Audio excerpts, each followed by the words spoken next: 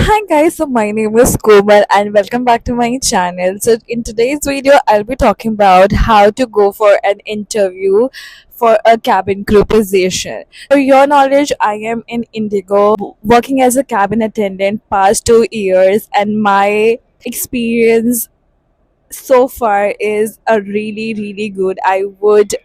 I would never ever regret this decision of me becoming a cabin crew. So if you want to become a cabin crew, so I would recommend you all to go fully prepared for the interview so you don't make any mistake.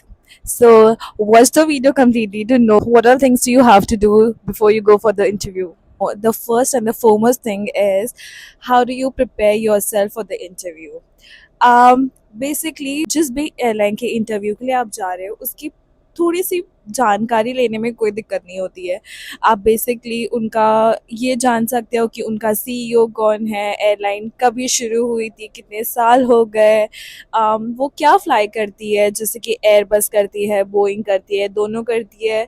Basic questions airline के बारे में, because अगर आप किसी interview के लिए जा रहे हो किसी एयरलाइन के, so the airline might think कि आप उनके बारे में कुछ पढ़ के आए होंगे। अगर आप विदाउट एनी नॉलेज जा रहे हो तो ऐसे मतलब हमेशा तो नहीं पूछता है कि एयरलाइन के बारे में आपको क्वेश्चन पूछ ही लिया, बट पता है कभी-कभी हो जाता है कि हम जो प्रिपेयर नहीं करके जाते हैं वही पूछ लेते हैं। So it is better to prepare, आप बेसिक नॉलेज कर लेना। ओके, सो दूसरा स्टेप आता है understand the role of cabin crew.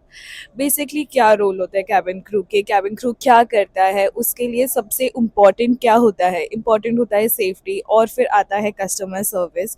बिल्कुल ऐसे नहीं बोलना कि कस्टमर सर्विस इम्पॉर्टेंट ही नहीं है, बिकॉज़ वो ऑफ कोर्स इम्पॉर्टेंट है, but safety is the foremost thing for a cabin crew.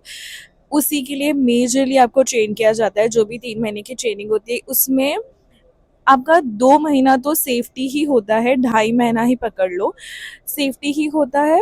But कुछ 15 दिन 10 दिन होते हैं जो कस्टमर सर्विस के लिए जाते हैं, तो आपको roles responsibility of a cabin crew वो पूछा जा सकता है कि आप क्या करोगे, क्या एक्सपेक्टेशंस होते हैं कैबिन क्रू से, आप उनको कैसा अपनी तरफ से कितना ज़्यादा बेस्ट दे सकते हो, तो वो आप बिल्कुल सब सोच समझ के जाना कि आप अगर आपको इन केस वो क्वेश्चन पूछ लिया तो आप क्या जवाब दोगे। और गाइस थर्ड आता है बेसिक कॉमन क्वेश्चंस, जो मतलब हमेशा इंटरव्यू में पूछे जाते ही हैं और बहुत ही कॉमन होते हैं कि why do you want to become a cabin crew, why do you want to join our airline, what do you like about being, what do you like about being a cabin crew, और आपको क्या inspire किया, क्या Aspire किया cabin crew बनने के लिए, ये सब पूछे जाते हैं, which is like very basic. तो इनके बारे में तो आप अच्छे से पढ़ के जाना, मतलब 10 में से 3-4 लोग तो होंगे ही जिनको ये क्वेश्चन पूछा जाता है, तो आप इसके बारे में थोड़ा अच्छे से मतलब आंसर प्रिपेयर कर लेना, और बिल्कुल ऐसे रट्टाफाई मत करना कि मतलब जो आपने सुने हैं आंसर्स वीडियोज़ में या फिर कहीं पे भी, आप वही मत देना, कुछ अपनी तरफ से कुछ न्यू ऐड करना है, पटर-पटर कर रहे हो सेम आंसर्स, तो वैसे नहीं करना है गाइज़, अपना थोड़ा-सा आइडिया लगाओ, थोड़ा दिमाग लगाओ, शॉर्ट एंड क्रिस्प होना चाहिए और काफ़ी जेन्युइन होना चाहिए, उनको लगना चाहिए कि हाँ this has come from you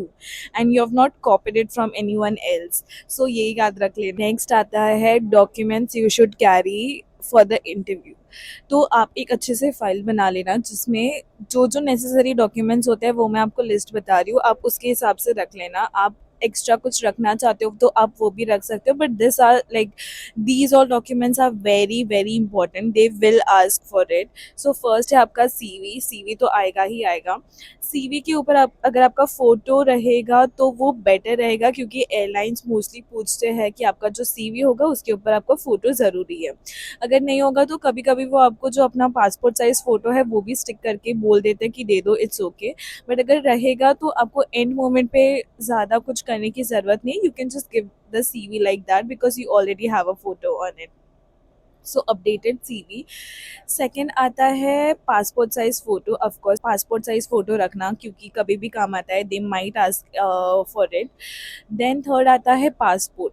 अब पासपोर्ट का ऐसे, जब मैं अपनी इंटरव्यू के लिए गई थी तो मेरे पास पासपोर्ट नहीं था, मेरे पास पासपोर्ट नहीं था और मुझे पता भी नहीं था कि मुझे अप्लाई करके रखना है या क्या।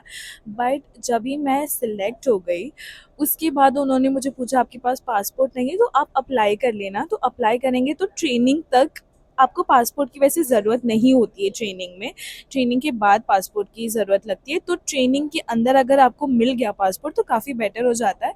तो जैसे ही मैं सिलेक्ट हो गई थी, मैंने उसके बाद अपना पासपोर्ट के लिए अप्लाई किया था। बट अगर आपके पास ऑलरेडी पासपोर्ट है तो वेल एंड गुड, आप लेके जा सकते हो। अगर नहीं है कोई दिक्कत नहीं है गाइज, आप उनको बोल देना कि I apply for the passport and मतलब आप उनका वो जो रिसीट आता है पासपोर्ट एप्लीकेशन का वो दे सकते हो उनको, वो बता सकते हो अगर उन्होंने बाद में आपको पूछा तो। फिर आता है आपका 10th का मार्कशीट, 12th का मार्कशीट अगर है तो graduation, if you have done graduation तो ग्रेजुएशन का सर्टिफिकेट रख लेना।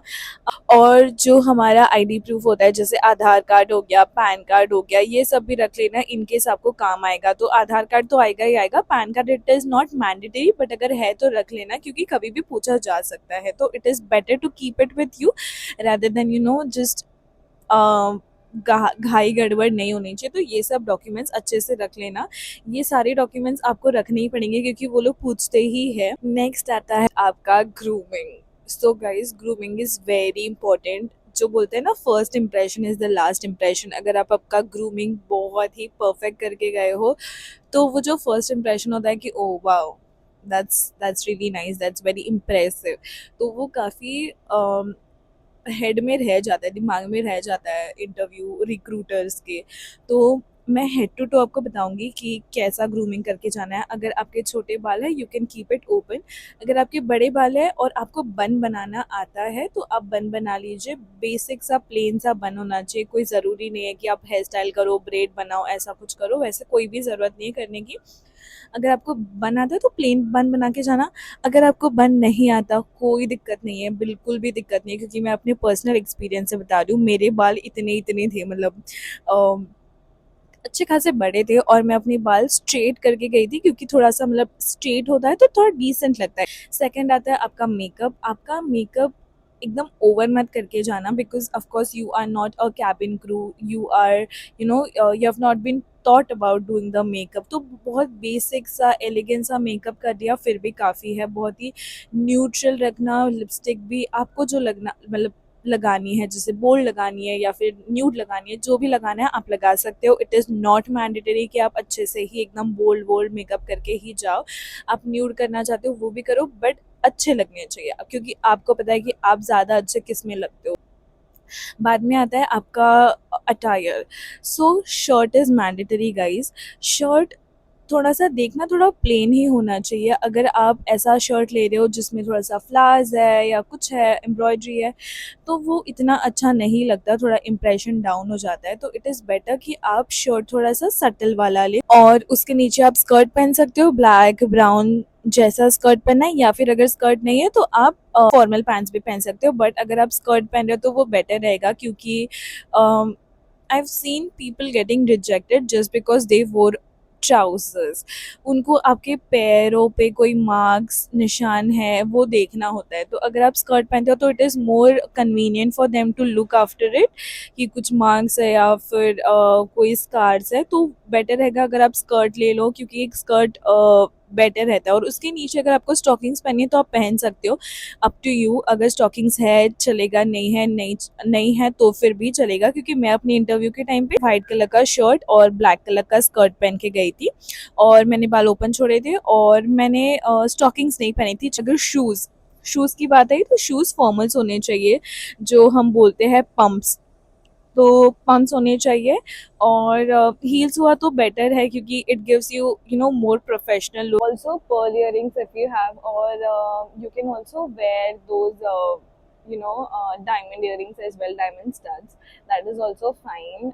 ये पहन लेना। और अगर वॉच पहन, हाँ वॉच पहन लेना guys. Watch looks more professional अगर आप देखा जाए कंपेरेटिवली। जो भी हैंड टैग या फिर जो भी ब्रेसलेट होता है उससे ज़्यादा प्रोफेशनल लगता है वॉच, तो वॉच पहन लेना। Next one is presentation and communication. So presentation and communication basically how do you present yourself, how do you talk in front of them, how good you are at smiling, talking to people, interacting, things which they look at do all the time and which will keep you in their good books is when you smile. So basically smile is the smile is everything for them. If you smile continuously, if you are, very much interested in listening to people, and you keep others before you, so you let them speak, you completely hear them, and then you put across your points. And बिल्कुल भी ऐसा नहीं करना है कि मतलब कोई बोल रहा है और उसको इंटरप्ट कर दिया, which is a big no guys. अगर आप ऐसा करोगे तो बिल्कुल भी मतलब उनको ऐसा लगेगा करके शी इज़ वेरी डोमिनेंट, और वो कैबिन में जब भी कस्टमर्स के साथ बात करेगी तो काफ़ी डोमिनेंट होगी कस्टमर्स को लेकर। तो वैसा नहीं करना है, स्माइल करते रहना, अच्छे से बात करना, confidence is the key, not over confidence. बिल्कुल ओवर कॉन्फिडेंस नहीं दिखाना, कॉन्फिडेंस दिखाना, दिखाना करके you are very much you know what to do, you know how to do it and you own it. अगर आपको कोई क्वेश्चन पूछा जाए, अगर आपको नहीं पता है, just let them know कि I need some time, I need a minute to think. There's no harm to wait, there's no harm to you know tell them कि मुझे थोड़ा और टाइम लगेगा, थोड़ा टाइम दे देना, और rather than blabbering out anything else which is not asked for। तो गलत आंसर देने से बेटर है कि आप थोड़ा सा सोच लो, समझ लो, और फिर आंसर देना। अगर आपको कुछ समझ नहीं है, उनको बोल दो करके I could not understand your question, could you please repeat it for me। be very polite, be very generous, smile throughout। अगर आप कैबिन क्रू के इंटरव्यू के लिए जा रहे हो तो ऐसा नहीं हो सकता कि आप स्माइल नहीं कर रहे हो, तो smile throughout the interview.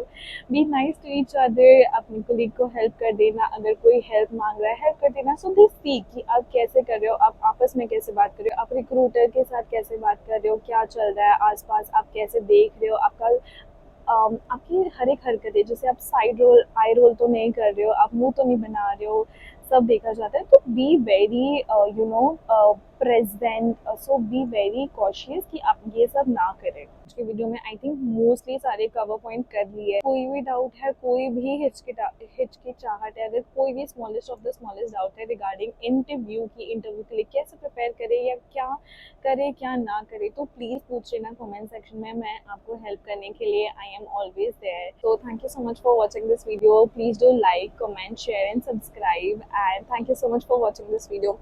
I love you all. See you in the next video. Bye.